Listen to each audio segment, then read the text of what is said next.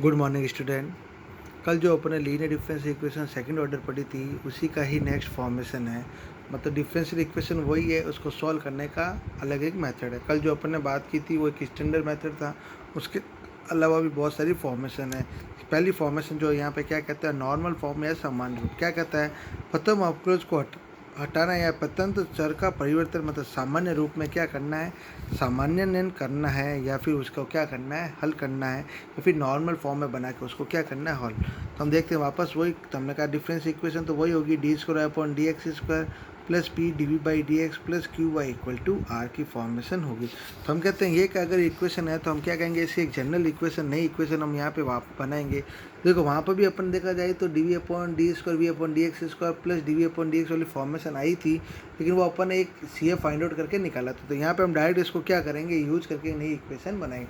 तो हम क्या कहेंगे, लेट एक new equation D square we upon D x square plus I dot V equal to S, where I equal to Q minus one upon four P square minus के one by two D P upon D X and S equal to R dot expression, मतलब E to the power X, E to the power one upon two P D x equal to क्या हो जाएगा, या are upon you हो जाएगा। तो इसका मतलब हमारे पास D square we upon I dot V dot S, तो हमारे पास एक आई और एस का मान चाहिए। तो यहाँ पे आई का मान दे रखा है ये होगा और एस का मान दे रखा है ये होगा, लेकिन आई और एस के लिए हमें कौन चाहिए का, पी और क्यू। तो हम सबसे पहले जो इक्वेशन है इसको अपन क्या करेंगे, स्टैंडर्ड फॉर्म में लेके आएंगे, और फिर यहाँ पे अपने पास क्या आएगा, पी और क्यू की वैल्यू की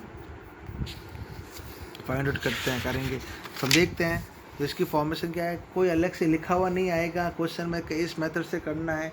आपको जो मेथड अच्छा लगे या जो मेथड आपको अच्छी तरह आए उस मेथड को आपको यूज करना है यहाँ पे, या जिस क्वेश्चन में इस मेथड या उस वाले मेथड को लगाने से इजी या जल्दी सॉल्व होता है वो आपको चूज करना है।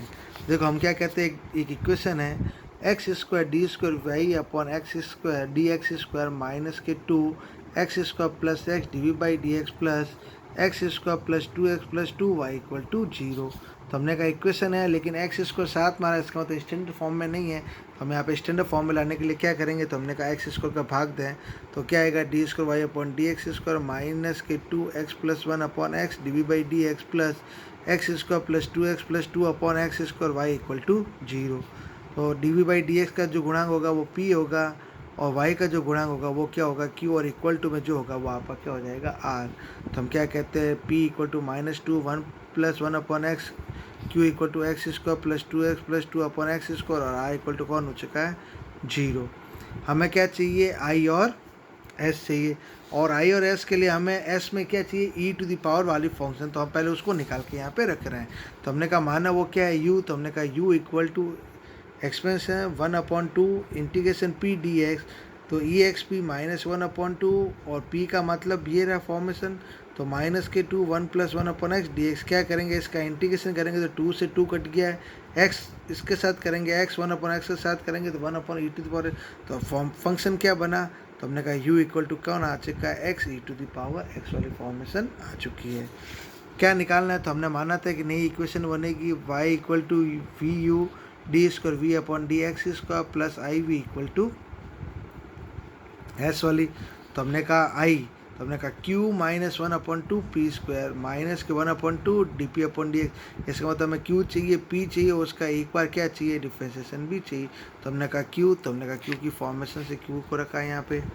देखो क्या बन रहा है, तो आपके पास बन रहा है x square plus two upon x square minus one upon two as it is p square, मतलब पी आपके पास ये आ रहा है, इसका स्क्वायर। तो क्या आएगा, फोर वन प्लस एक्स का स्क्वायर अपॉन एक्स स्क्वायर, फिर क्या चाहिए, minus D P upon D X, तो टू का तो हो जाएगा जीरो, वन अपॉन एक्स का क्या हो जाएगा, वन अपॉन एक्स स्क्वायर। तो देखो one upon to dot to upon x square. Solve किया सबको क्योंकि एक ही फॉर्मेशन में, तो आपके पास क्या आ रहा है, इन सबका मान क्या आ रहा है, तो हमने कहा सबका मान आ रहा है आपके पास जीरो वाली फॉर्मेशन आ रही है। फिर कौन चाहिए, तो हमने कहा एस कौन होता है, आर डॉट दिस, तो इसका मान अपन निकाल चुके, क्या होगा अब इसका मान, तो हमने कहा x E to the power x, तो आर, लेकिन आर कौन है, जीरो। इसका मतलब जीरो को किसी के साथ मल्टीप्लाई करेंगे तो जीरो, इसका मतलब एस का मान भी क्या आ रहा है, जीरो, और आई का मान भी क्या आ रहा है, जीरो। रखेंगे इसके अंदर तो क्या आएगा, देखो D square we upon D x square zero equal to zero, इसका मतलब कौन आ गया, जीरो। हमें किसका मान चाहिए, वी का, तो ये कौन है, D square we upon D x square. तो हम इसका कितनी बार डिफ्रेंशिएशन करेंगे, सॉरी इंटीग्रेशन करेंगे दो बार। देखो एक बार करेंगे तो D we by D x equal to C one, दूसरी बार करेंगे तो v equal to C one x plus C two. कहाँ रखेंगे? वही y equal to v dot u equal to C one x plus C two x E to the power x. Clear? ये देखो ये वाला क्वेश्चन, ठीक है, ये आपको करना है। 2019 में आ चुका है अपने JNU के अंदर डी स्क्वायर आई अपॉन डी एक्स स्क्वायर वाली फॉर्मेशन का। इस डायरेक्ट स्टैंडर्ड फॉर्मेशन में तो इसके साथ जो P हो गया, ये कौन हो गया Q, और ये जो पूरा का पूरा R वाली फॉर्मेशन U निकालेंगे, वो अपनी गिवन इक्वेशन में रखेंगे और IS का मान निकालेंगे। IS का मान निकाल के वापस इक्वेशन रखेंगे तो इक्वेशन एक फॉर्मेशन बनेगी। कौन सी बनेगी? तो हमने कहा जो आज तक हमने पढ़ी है वो सारी में से कोई भी एक फॉर्मेशन बन सकती है, और उन फॉर्मेशन को हमें क्या करना है? सॉल्व करके किसका मान निकालना है? V का मान निकालना है, और U अपन पहले ऊपर निकाल चुके हैं, तो Y बराबर क्या हो जाएगा? V डॉट U का मान आपकी इस डिफरेंशियल इक्वेशन का सॉल्यूशन होगा। देखते हैं भाई एक दो क्वेश्चन इसका, और हमने कहा स्टैंडर्ड फॉर्मेशन है तो हम इसका एक्सरसाइज का क्वेश्चन ज़्यादा क्योंकि आपके बुक है तो आपका क्या कहते हैं,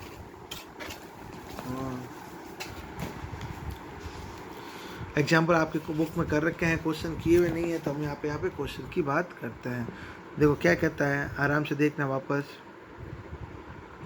D square Y upon D x square minus के 2bx d we by D x plus b square x square Y equal to 0। Standard form में है क्योंकि एक्स स्क्वायर के साथ डी स्क्वायर के साथ कोई भी कांस्टेंट कोएफिशिएंट नहीं है। तो हमने कहा d we by D x का जो गुणांक होगा वो p, और y के साथ गुणांक होगा वो q, और इक्वल में जो होगा वो आपका r होता है। तो p इक्वल टू माइनस के 2bx, q equal to b square x square, और r इक्वल टू क्या आ जाएगा? 0 की फॉर्मेशन आ जाएगी। तो इंटीग्रेशन फैक्टर क्या हो जाएगा? e to the power, integration factor का मतलब जो अपन ने क्या माना है? u माना था।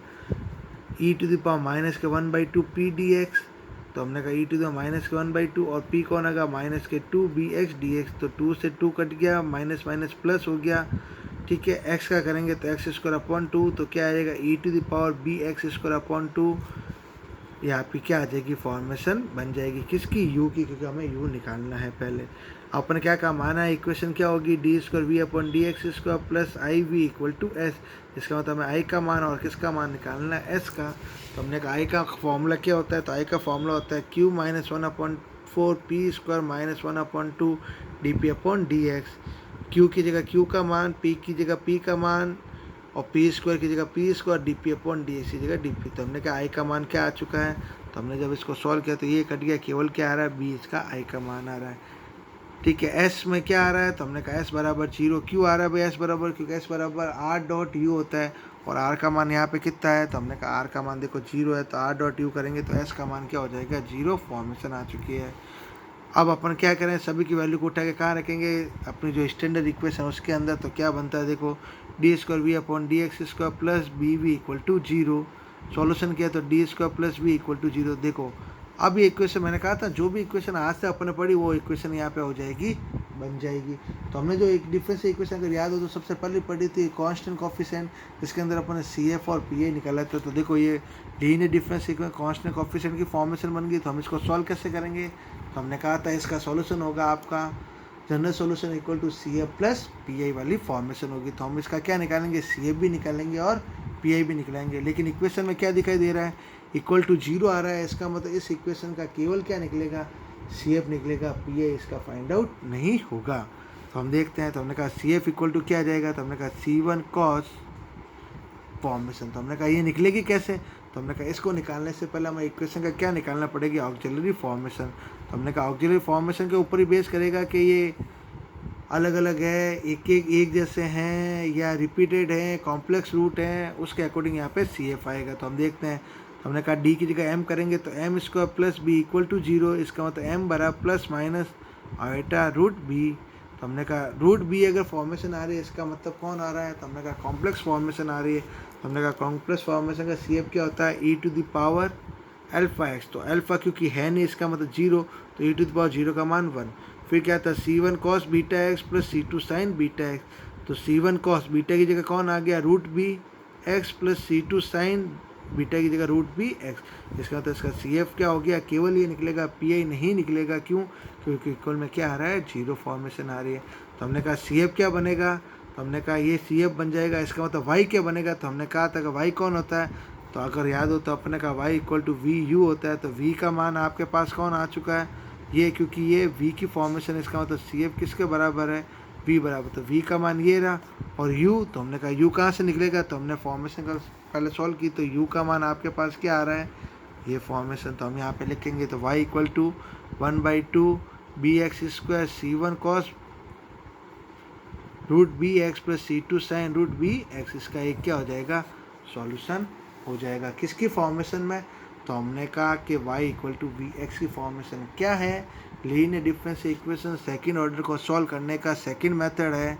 इसका मतलब अगर आपको फर्स्ट नहीं आ रहा है तो आप इसको भी यूज कर सकते हैं, या आपको लगता है मैं इसको ज़्यादा इजीली यूज कर सकता हूँ तो आप इसको ज़्यादा इजीली यूज कर सकते हैं।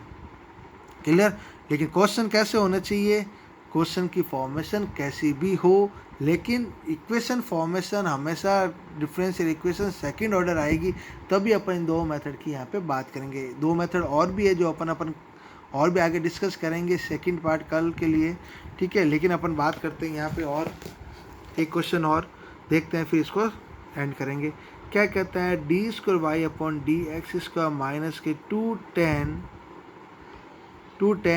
dy by D x plus के 5y E to the power X sec X आ रहा है। तो हमने कहा अगर सेक एक्स आ रहा है तो आपके पास p कौन होगा, तो हमने कहा डी बाई डी एक्स का गुणांक, तो माइनस के 2p D X, Q equal to Y का गुणांक और r इक्वल टू ये गुणांक। डायरेक्ट क्यों लिख दिया, क्योंकि D square Y upon D X उसके साथ गुणांक में कोई नहीं है, इसका मतलब स्टैंडर्ड फॉर्म में है। हमें क्या निकालना है u, तो u कौन होता है E to the power 1/2 integration p dx, तो E to the power 1/2 minus के 2 tan x और साथ में कौन आ जाएगा आपका dx। तो y u equal to E to the power log sec x, तो e और log आ चुका है तो आंसर कौन होगा केवल sec x, तो u इक्वल टू कौन आ चुका है sec x, u का मान आ चुका है। हम क्या कहेंगे y बराबर क्या होता है uv, तो u का मान आ चुका है, हमें किसका मान निकालना है, v का मान निकालना है। तो v के मान के लिए हमारे क्या होनी चाहिए, स्टैंडर्ड इक्वेशन पता होनी चाहिए, बिना स्टैंडर्ड इक्वेशन का हम यहाँ पे सॉल्यूशन नहीं कर पाएंगे। तो हम देखते हैं इस स्टैंडर्ड इक्वेशन, तो D square we upon D x square plus I V equal to S, I का मान वही Q minus 1/4 P square minus 1/2 D P upon D X, I equal to Q की जगह क्यू का मान P square, तो हमारे पास P का मान है, उसका स्क्वायर करेंगे तो पी स्क्वायर, और D P upon D x का मान अपन ने यहाँ पे रखा है। सॉल्व किया तो आपके पास आई इक्वल टू क्या आ रहा है 5 minus tan square x plus 1 plus tan square x वाली फॉर्मेशन। एस बराबर क्या होता है आर अपॉन यू, तो हमने कहा आर कौन है, तो हमने कहा आर वही है जो इसके इक्वल में आ रहा था। देखो तो आर इक्वल में कौन आ रहा है, R equal to E to the power X sec X, तो हमने कहा E to the power sec X, और यू का मान आ रहा है सेक एक्स, तो सेक एक्स से सेक एक्स कट गया, तो एस इक्वल टू क्या आ रहा है E to the power x. कहाँ रखेंगे इक्वेशन में, तो हमने रखा इस इक्वेशन में पुटअप करा यहाँ पे, तो रखा D square we upon D x square plus I की जगह कौन आ चुका है, तो हमने कहा देखो आई की जगह ये और ये कट चुका है, देखो ये tan स्क्वायर ये tan स्क्वायर कट चुका है, तो आपके पास क्या बच रहा है केवल 6, तो आई की जगह 6 और एस की जगह E to the power x, तो E to the power X. वापस सॉल्यूशन किया तो D square V plus 6 equal to E to the power, तो देखा जाए तो वापस क्या बन गई linear difference equal constant coefficient, इसका मतलब हमें वापस क्या निकालना है इसका सी एफ और पी आई, लेकिन इक्वल टू में कौन आ रहा है 0, इसका मतलब केवल इसका क्या निकलेगा सी एफ निकलेगा, पी आई नहीं निकलेगा। तो हमने कहा इसको निकालने के लिए हमें क्या करना पड़ेगा ऑक्सिलरी इक्वेशन, तो हम कहते हैं auxiliary equation M square plus 6 equal to 0, तो एम बराबर क्या आ रहा है प्लस माइनस आयोटा रूट 6 आ रहा है, तो C F equal to C one cos root 6x plus C two sine root 6x। तो फॉर्मेशन क्या बनी, तो हमने कहा ये फॉर्मेशन बनी, लेकिन इसकी फॉर्मेशन में कौन आ रहा है E to the power X आ रहा है, लेकिन इसके लिए यहाँ पे कौन E to the power X आ रहा है, इसलिए अपन इसको क्या करेंगे P I B find out करेंगे। तो पी आई की फॉर्मेशन कौन सी होगी, तो हमने कहा पी आई अगर क्यू एक्स की जगह कौन आ जाए E to the power X आ जाए, तो हमने कहा P I equal to 1/f(d) E to the power X. 1/f(d) में क्या करेंगे डी की जगह ए, हमने कहा था डी की जगह क्या रखेंगे रिप्लेस करेंगे, ए कौन होगा जो एक्स का गुणा, तो हमने कहा एक्स का गुणा कितना 1, तो डी स्क्वायर की जगह 1, तो अपने क्या कहा 1 प्लस 6, तो क्या गया 7, 1/7 ई टू द पावर एक्स। तो आंसर क्या आया ई टू द पावर 1/7। ये 0 नहीं हुआ है, इसलिए यहाँ पे अपन एक्स की पावर आर वाला फॉर्मेशन नहीं लगाया, अगर ये 0 हो जाता तो हम एक्स की पावर आर वाला फॉर्मेशन यहाँ लगाते। तो आपके पास वी का मान आ चुका है, तो हमने कहा v का मान क्या हुआ, तो हमने कहा C F plus P I, तो सी एफ ये रहा और पी आई ये रहा, तो अपने पास v का मान आ गया आपके पास c1 cos रूट 6x plus c2 sin root 6x plus e⁻x/7। तो हमने कहा y equal to U V, तो y इक्वल टू यू का मतलब u का मान और v का मतलब v का मान। दोनों में sec x कॉमन आ रहा था तो अपन ने क्या ले लिया, sec x को कॉमन ले लिया। तो ये आपका क्या हो गया, स्टैंडर्ड सॉल्यूशन हो गया किसका, linear differential equation second order. तो अपने दो मेथड पढ़े हैं, दोनों में से जो आपको अच्छा लगे उसको आप यहाँ पे सॉल्व कर सकते हैं। इसका एक मेथड और है जो अपन कल इसके ऊपर डिस्कस करेंगे। Thank you student.